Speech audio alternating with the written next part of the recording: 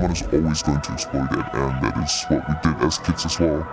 Today, we dive deep into worlds that could be considered what we now call metaverses. We will take a look at the gray areas these games come with, the strange underground rabbit holes they are somehow connected to, the people who profit from them, and the people who simply want to build beautiful racing games. We are here to give these places a try. Here, it is up to the player to create whatever they want to create, and we want to know what to expect from racing games in places where you would usually absolutely not expect car communities or racing games at all.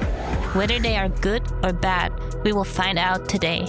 Buckle up, because we did not expect most of all of this either. Rip scene, clean it up in Blender so only the asset is left, and then export it to whatever format the game needed. There's really a massive rabbit hole on where this entire ecosystem and grassroots community is going. You go from just the innocent player towards the people that really capitalize off of everything, sell models. We have a guest today that will be explaining all of this a little bit better, who has a much better insight on this, and since he has been playing it a long time and selling models there and whatnot, he has a better insight. And since our guest is working in game development and is working for a game studio, we have to keep the identity of our guest absolutely anonymous. If you open up a platform for anyone to upload their own stuff, you increase the chance of bad actors taking advantage of it. And that's just how it is, you know. This is a side effect of metaverses that built their own ecosystems through the community. Someone is always going to exploit it, and that is what we did as kids as well. And this is a thing that not only happens here on these games, but it's a thing that happens overall, even in modding, for Assetto Corsa or games like Skyrim, for example. It was great.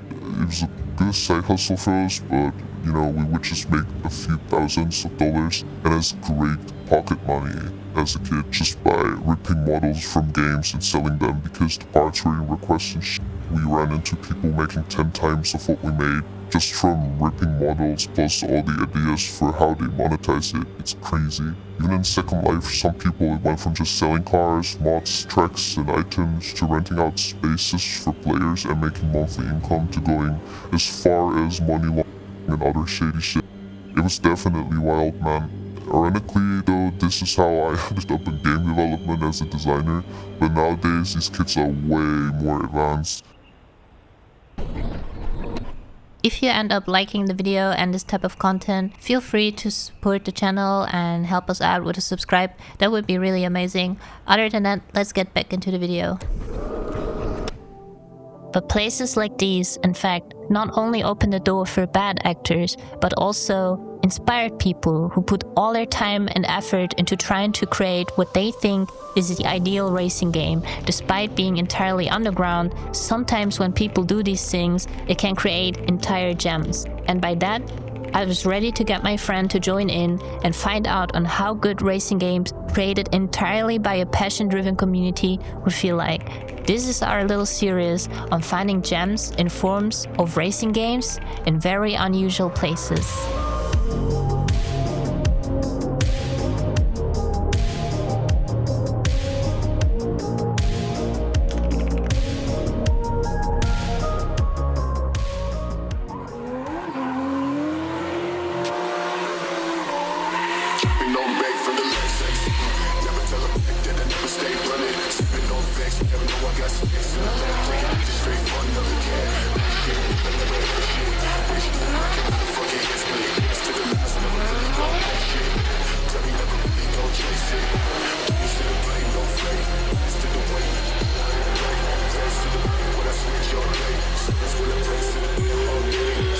This felt way too good to what we expected.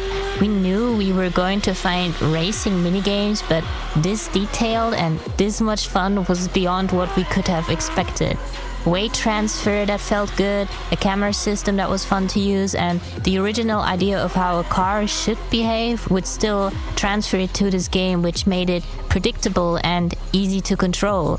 Even when we did a few tandems and tried to chase each other, it was really easy because the car was so predictable and the weight transfers felt just like what you'd expect to do. So even on a keyboard, it was fairly fun to play, which is insane. And the reason why I'm shocked is because usually I touch these simcade or arcade games for just like a few minutes. I cannot feel what the car wants to tell me at all, and then I leave, right? But this had so much to offer, from car behavior that was predictable to all of the cars that you wish to have was right there for you to be used to maybe go for highway races, and it would come with a progression system, so you would stay grinding. And I'm just so blown away, like, why are developers not doing these kinds of things? I've been waiting for a game like this for years on top of years, and you're telling me that Roblox has it? That's insane. But this is always what happens when you give the community the key to create something in a sandbox title, and it always happens. It's just funny to me to see that drifting and Japanese highway races is always a thing that sneaks into whatever game gives you the possibility to create anything with racing. That just shows you how much people crave for this kind of stuff. People are catching up on this now. Like, we get Forza Horizon in Japan, Tokyo Extreme Racer titles, the new one now, and it just makes me happy people see what the community wants and actually act up on that, rather than just trying to do the typical cash grab, you know? Go shopping, do your Roblox groceries, and then take them home in a drift missile that you hijack from someone, and then just go to the Nürburgring. Yes, it did have the Nürburgring as well, and it wasn't even bad. I drive the ring in real life and have hundreds of laps on the sim, and in most arcade-leaning games, I always hate it. But again, here for me, it was just fun and also really accurate. From body roll of the car to you tuning it to improve the body roll and the camber for less understeers. It's just way too advanced. Like, what's going on? And then you can go from there to a different place in your drift missile and just meet up with your friends and play all these different games they offer you. It's so good. Big Corp doesn't give these kids what they want, so they just go and do it themselves. It's just as easy as that. You don't have it, you just go and make it yourself. Some of us learned how to make sounds for cars for this. Some of us learned how to make, games and how to plan them and how to get your vision out. And some just barely focused on money, but most of the people in these games, what they really focus on is just to get their vision across. That game that no one ever created, they just want to create and have for them and the people who align with the same taste in games for them to play. That's just really about it. They want to do it better, they want to add more, they want to have more customization in it, and no game studio in the world besides Nintendo and a few will really give a shit if someone took their asset, someone took a wheel out of their game or whatever. And most of these people who make tons of money don't really bang out on cars anyways. It's way more than that. But the moment they catch you and the moment that they see you make a ton of bang, that's when they're on your app though. Yeah, we just throughout the whole evening, we just had so much fun playing it. Which is crazy to think about because we come from such serious sim racing and whatnot.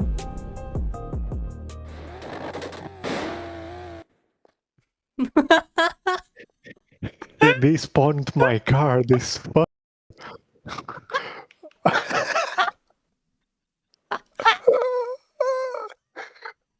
Please tell me you got that on.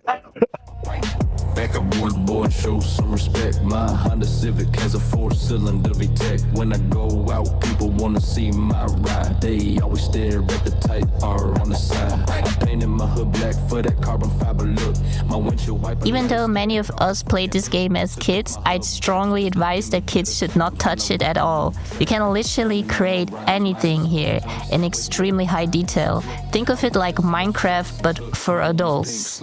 It didn't take long for people to use this freedom to build a whole car community as well, with highly detailed builds, custom drift scripts, and much more. The places you visit are basically small games inside the game itself. The main game, Second Life, has so much variety that almost every small game has its own ecosystem and its own community. Most of these places only make enough money to keep themselves running. The people who are purely focused on money usually make very basic shit like F1 cars, planes, yachts, houses, exotic cars, and similar assets.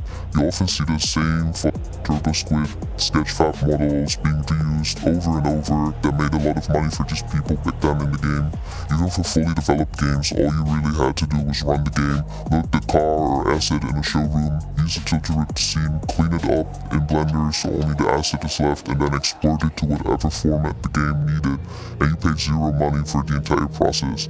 There's a clear difference between people who just want to make quick cash and people who want to create a game or experience that they can't get anywhere else. And that's not just unique to this game, it will happen in every game that has a platform where players can upload their own Since this is a very hidden place for motorsport and racing, the communities are very tight but still very welcoming to new people. Everyone seems excited when newcomers try out their passion projects. When we arrived, someone was immediately there and came over to help us set up the cars.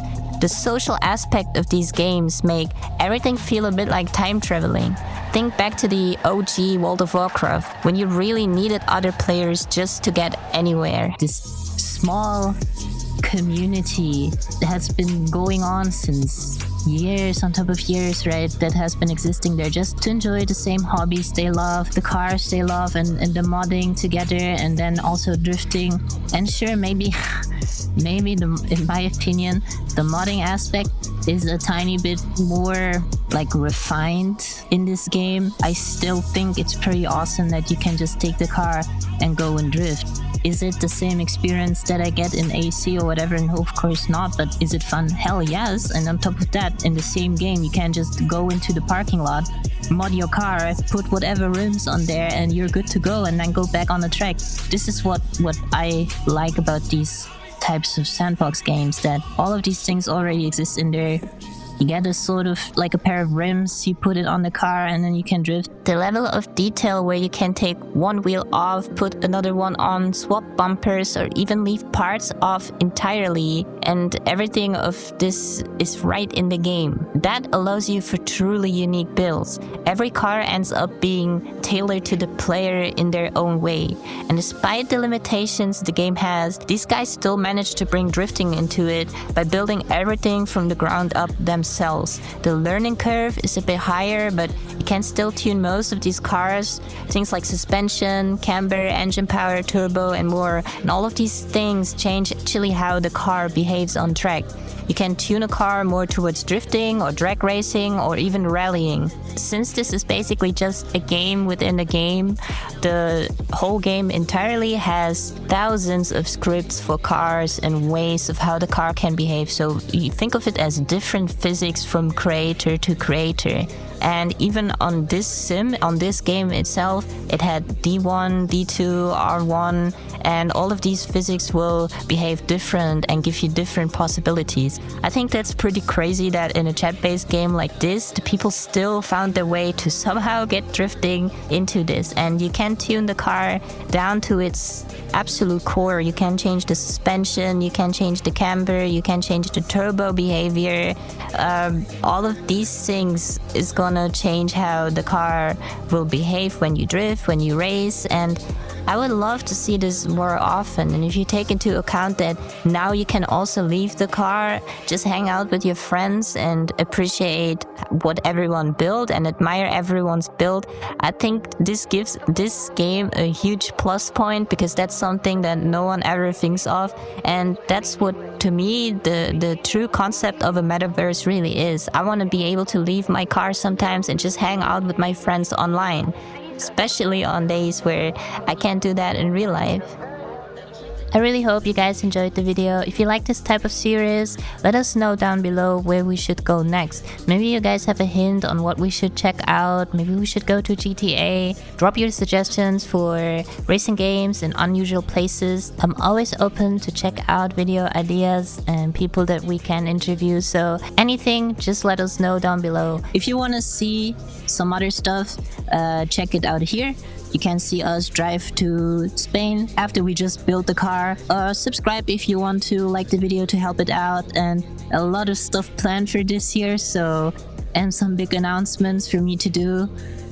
There was a winter break for now, but that one is over soon, so back on the track. And until then, guys, see you in the next video. Bye bye.